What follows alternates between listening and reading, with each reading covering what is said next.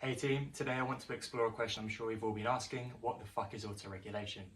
Autoregulation is a tool we can use within our resistance training that allows us to manage or sort of gauge intensity of a set related on our current strength levels and then our perceived readiness to train.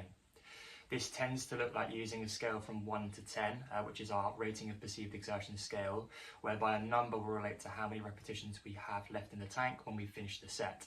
For example, we can see on the scale there an RPE 8 means we'd finish our set when we have 2 reps left in the tank. As an example, your program for the day might say that we're going to hit 3 sets of 3 back squats at an RPE of 8. As you warm up for those back squats and you're considering how the load feels, when you get towards your sort of working sets, you'll probably gauge a load that will allow you to do 3 sets of 3 reps, leaving 2 reps in the tank. You'll then load that on the bar, you can do your sets, and then you can adjust the load based on the RPE. If you undercook that RPE, we can add a little bit more load. If we overcook it, we can bring that load down. Why is autoregulation valuable? Essentially, it will allow us to dose a level of intensity that will allow us to promote adaptation rather than undercooking intensity and therefore maybe plateauing, or overdoing intensity by always maxing out and therefore risking injury, or just going into all of our sessions with a little bit too much fatigue that we can recover from. So how does autoregulation compare to some different training methodologies? We have a more traditional percentage-based training method whereby we will establish a 1 rep max at the start of a training block, and then through the training block we'll ascribe different percentages based off that initial test. This isn't always feasible as it's quite time consuming to establish a 1 RM test, and it's also quite highly fatiguing, so it'll affect your training in the weeks thereafter.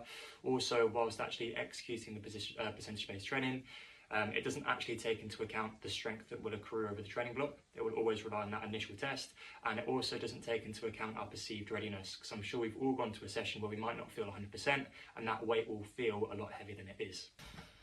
There's one research paper that I want to look into with you guys today that actually compares percentage-based and autoregulation-based training.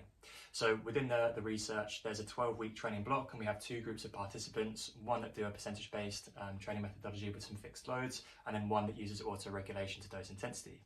They have 3 phases. Phase 1, they do 3 sets of 10. Phase 2, they do 4 sets of 5. And then in their last phase, they do 3 sets of 3.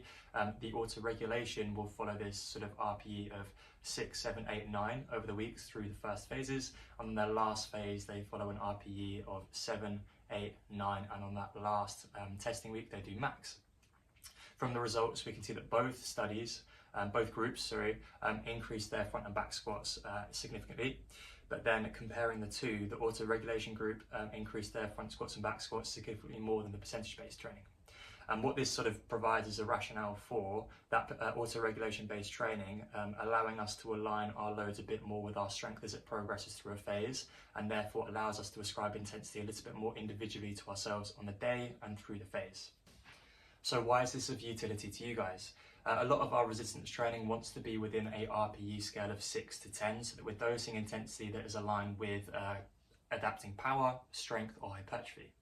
What I would like you guys to do is go into your next session and just have a think when you finish your sets: how many reps do you have left in the tank, and where does that sit on our RPE scale?